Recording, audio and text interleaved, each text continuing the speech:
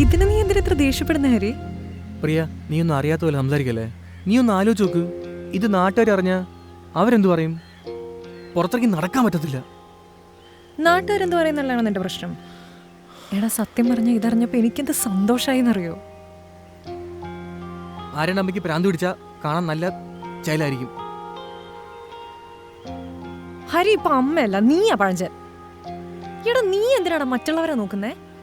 മറ്റുള്ളവരുടെ ഇഷ്ടത്തിനനുസരിച്ച് ജീവിക്കാനിരുന്നു കഴിഞ്ഞാൽ അതിനേ സമയം ഉണ്ടാവുള്ളൂ. നീ എന്നൊന്ന് ആലോചിച്ച് നോക്ക്.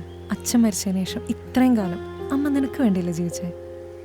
ഇപ്പം നിന്റെ ലൈഫ് ഓൾമോസ്റ്റ് സെറ്റായി കഴിഞ്ഞപ്പോൾ അമ്മയ്ക്ക് ആഗ്രഹമുള്ള ലൈഫിനെ പറ്റി അമ്മ നിന്നോട് പറഞ്ഞു.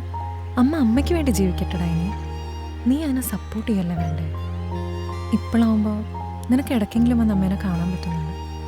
നമ്മൾ US പോയി കഴിഞ്ഞാൽ അമ്മയുടെ അവസ്ഥ എന്തായിരിക്കും നീ ചിന്തിച്ചിട്ടുണ്ടോ?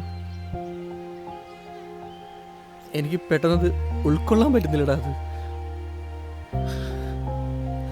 ജീവിതത്തിൽ ഒറ്റപ്പെട്ടു പോകുന്നൊരവസ്ഥയുണ്ടല്ലോ, അത് മറ്റാരെക്കാളും നന്നായിട്ട് എനിക്ക് മനസ്സിലാവും.